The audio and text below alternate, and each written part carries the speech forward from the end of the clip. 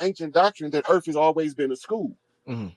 This is the X-Men Academy for the gifted, right? So the dark and horrid conditions we experience is polishing the 666 carbon coal under the pressure and temperature of the oppression in order to turn the coal into its most pristine form as a crystal. And this crystal we know to be a diamond, right? It's the same thing we doing training in this simulation, right? Now, we never know that there's a game at the top of the creation of the construct, and it's called the mastermind game, right? The mastermind game is when you're able to use your psychic abilities to influence the physical world with spiritual warfare.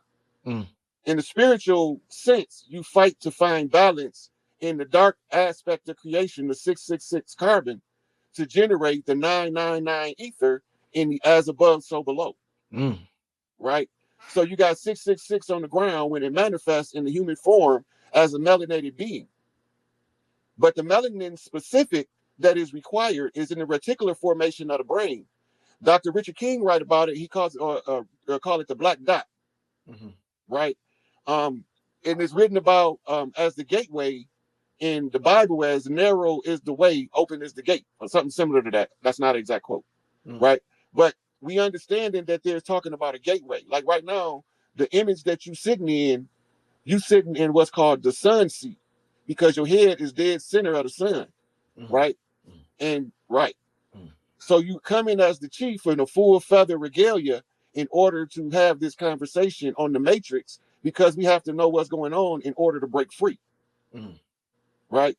All of this stuff is part of what we call the game of the gods. Right? The game of the gods is the mastermind fifth dimensional chess game. The goal is for us to learn the rules of the game as they are scattered out in the physical world in the different rules of the elements that make up the structure of the world. Like in the society, Monopoly tells you about the banking system. So learn the rules to Monopoly, then you understand how the banking system is monopolizing. Right? But you also got to be able to read the words as anagrams, right? As contractions in the long form, short form, etymologically, colloquially, which is the common language usage of the same word. And when you start matching up the frequency that generates, it changes it from you seeing a word to you reading it as a frequency over the lifetime of the word. Right? This is a subconscious function of the mind that automatically takes place. All you have to do is your due diligence and study. And as you activate different parts in the mind, you bring these things into play in resolving the problems in the 3D world so that you can manifest from your God self your best life. The one who can pull the most people in pursuit of their best life to agree that we all should be able to live our best life creates a critical mass of people who rebel against the side of the society that say that you have to live your life according to the conditions of a corporate legal fiction. A legal fiction can never generate a society to satisfy the soul of an infinite being. So it's going to create defects at a low vibrational level that can be corrected from a higher vibrational understanding at that level. Right. So when we take the mastermind test, they tell us it's a board game. So rules are spread out in the board games. Learn the board games. And it's told in a nursery rhyme. Wherever you hear rhymes spoken, keys are given in secret in the public domain, in your face, behind your back. Because if you can read the music, the story can be told without two people ever meeting face to face in order to relay a message across time and space. Right? So what we're doing is we monopolize in the nature of a hologram. Right? The hologram, the microparticle of it, is all of the same information as the entire hologram itself. So when we look at the construct, we know that we are coming from a light formation called Metatron's cube. Metatron's cube is talked about as the star of life in the book of the Emerald Tablets of Thoth. And we know the star of life to be a 3D geometric formation of the Magen David, or the shield of David. But that's the false part, because it's actually the seal of Solomon. And the 5-point star, the pinnacle, is the seal of David. And David is the king of all kings. And the king of all kings left his kingdom to Solomon. And Solomon was the wisest of them all. And now one wiser than Solomon comes. That's what the book says. So the riddles that they gave us to unravel the mystery is tied up in the story of Solomon and his pursuit to wisdom. And it ties directly into the hero's journey of the great heroes of the ages in the mythologies. So while they was giving us his story, our elders was putting together mythologies that held mysteries that concealed my story. And my story is the rules of engagement in order to reclaim the kingdom for the righteous and to remove the imposters from the land. And so when you follow the blueprint, and the blueprint teaches you growth and development, and in your growth and development, you start to realize that you can conquer your vices. And when you conquer your vices, you have developed to a level of self-discipline where you can now be fit to teach self-discipline beyond the reaches of the self, because you did the self-work, the battle with the dark side of the self, the chaotic self that we need to temper with the golden heart in order to make it shine in a righteous formation in order to guide others. So that's why I say, keep not your candle under the wicker basket, but let your light shine that the world may see it. In other words, you have to tell what you know that's going to benefit the most people if you understand what you know and how the people can benefit from it. So the rules that developed from learning the board games and the meaning of the words and the meaning of expressions and how to read the art in the community, which became reading the graffiti that was written on the wall. And in the book said, and he was reading the writing from the wall. The graffiti tells me where the tribes identified from and how I can recognize them on the land. They call it tagging, right? And the tagging is the writing on the wall that's written in the symbolisms that tells us which tribe is in which part of the land, because we didn't used to fly flags. We used to rock totem poles that gave the same information that the tribes give off today in the graffiti that they call the tags. And the tags identify the connections across the land and who's related to who and who belong where at the close of the age. So it all tells itself. So you don't have to tell the story. You can just read it from the script that's written in creation, or what we say was written in the hieroglyphs, or the Medu Neter. And the Medu Neter is the words of God, the words of the Neter, which spoke things into fruition, which means they gave the weight and density to the words that empowered the throat chakra to exercise the exceptional insight, as Ran Karinga wrote, the Husia. Authoritative utterance is exceptional insight, which allows the people to see deeper into themselves in order to find their way from freedom from the bondage of an artificial system masquerading as a government. I hope I wasn't too much at one time. Nah, I mean, woof, wow. That was now I'm just sitting back learning and listening. Definitely powerful. Let me ask you this, brother. So, let's say we are pre-creation deities, before creation, before the sun, moon, and stars, as I believe the most honorable Elijah Muhammad taught. What relationship, what was we doing before creation? What was our purpose before? Or did we just exist in this void before creation? Was it boring before creation? Talk to me about life pre-creation for the primordial beings. Okay, so when we talk about creation, we're talking about the three-dimensional matrix and the Big Bang scenario. Yes. In the sudden emergence of physical matter into existence, that people may exist as a physical being. Yes. Right? Okay, so what we're looking at is a grand design. Right?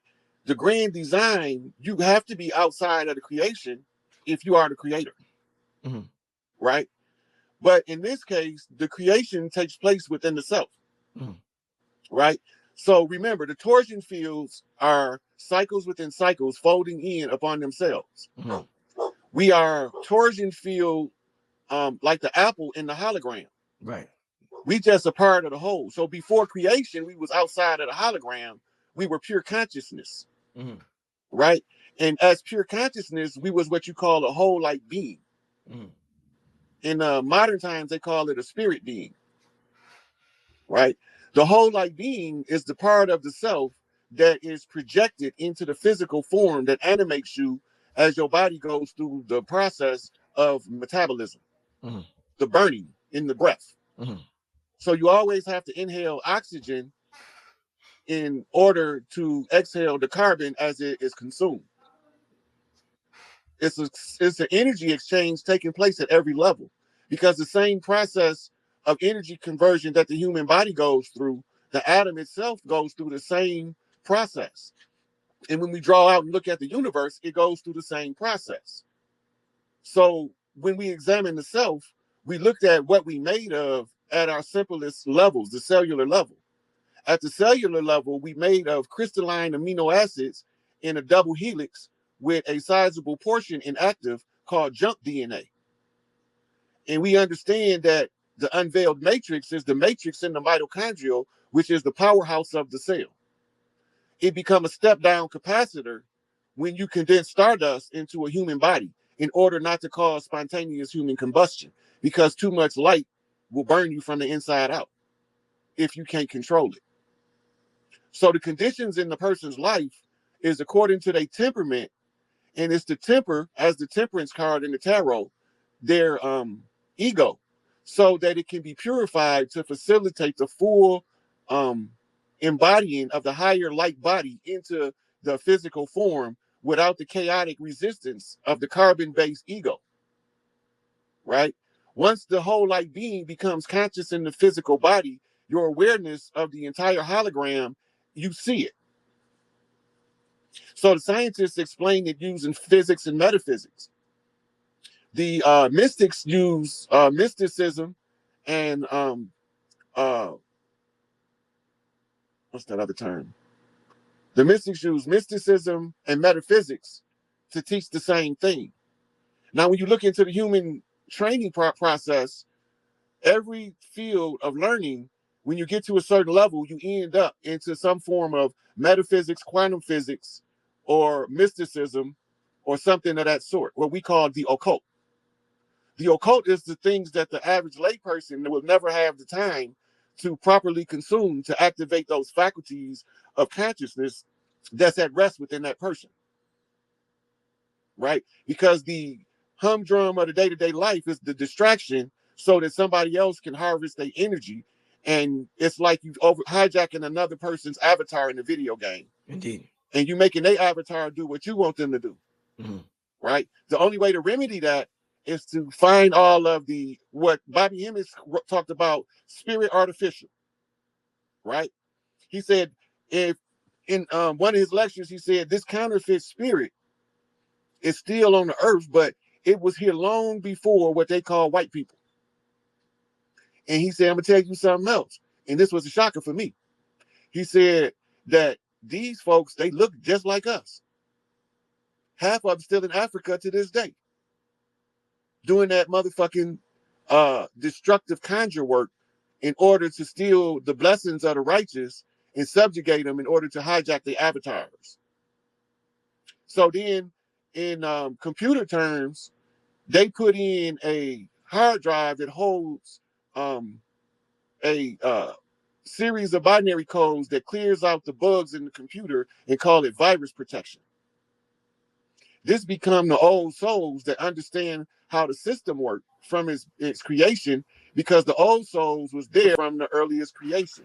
And this takes us to the Lovecraft Necronomicon, and the story is told as a fiction, but it's actually the ancient conjure, and it actually is a living sigil packet, and how to activate it and use it the same as you use an app on your phone, except you using a spiritual app in order to develop a function in the physical realm from the spiritual realm that you already supposed to be tapped into. You talking about H.P. Lovecraft? Yep. Okay. Yeah. Right. Damn, it's powerful, man. So they scattered the pieces around. My job was to find the scattered pieces and bring them all together. And people came from far and wide to give me little pieces to the puzzle, right? And I had to keep track of all of the pieces to the puzzle in order to put it together. So my mother preloaded me on doing puzzles when I was little, because she used to always want me to do puzzles with her. Right? So I see the puzzles in all forms now, and now I can read the ticker in the matrix, so to speak. So when I be talking about stuff, I be talking about it like I'm reading that ticker from the matrix.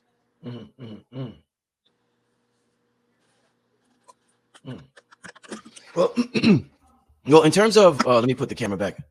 Yeah, like I said, I'm just, I'm amazing listening to you speak, my brother. Always amazing information when you're on here. Once again, shout out to everybody that is in the building. Make sure you hit the like button. We have an amazing show so far, and we're going to continue. We'll be on here for about half an hour more, 45 minutes. So enjoy yourself while we're here, family. Rod Hayes. So, I asked you about what we call Big Mama. Now, you talk a lot about Inky and Lil and the Anunnaki, these lesser gods. Since we all come from this infinite intelligence, where did they get their jealousy from? Where did they get their envy from? Where did they get these traits from? Being that we all come, we're this hologram. You said the piece of the hologram contains all hologram, so we're just as we got the same amount of power as the entire hologram. We just appear to be small, but we're really big in stature. Where did they get this inferiority complex from, Rod Hayes, to do all this shit? Because they seem to be intelligent. The same thing is to ask in the Sega Genesis game. Mike Tyson is Ironhead, and he the hardest character in the game to beat. So you asking that question is like asking, why is the character Ironhead the hardest character to beat? It's the same question value. Got you. And the reason is because it's programmed that way. There's no other reason, because if we live in a holographic simulation, we live in a program. Got you. And if we live in a program, we got to continuously upgrade the software in order for the program to remain current. It's the same with computers. It's the same with the human mind.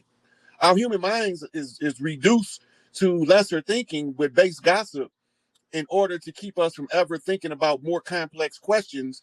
And they make us think that we're wrong if we ask questions in the society that go against the standard or the norm. Definitely. How long does this program, Big Mama, allow this program to go on? Like we said, we keep going through these cycles: the age of Kali, let's say the age of Aquarius, the age of Pisces. Then the civilization rises, civilization falls again. Then it rises again and falls again. Does it just go on for infinity? Does Big Mama allow this universal program to go on for infinity, or do you think does this eventually end according to the ancient texts? It's a training simulation. Okay, so when you go to the laws of Mach, we know that the whole goal is to find the balance. Right now, what happens to a star when it loses its balance in real life, according to our understanding of astrology? What happens? It goes supernova. Right? It can no longer hold on to its own energy. In the human form, we learning how to control our energy in an accelerating learning program. By going through a couple of lifetimes of refining the balancing mechanisms from different angles, right? That's being influenced by different angels, right? And they are teaching you how to control your light body matrix. And once you do that, you become your own neutron star in the galaxy, and you become the god in that galaxy universe you create. And to do it all over again to determine how to refine the balancing of the overall universe in the end. So when we look at the polarization of outer space, we're looking at something called the red shift and the blue shift.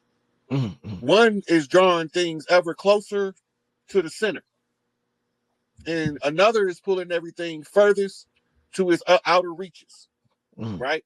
They call it the red shift and the blue shift. It's taking place simultaneously in the same matrix.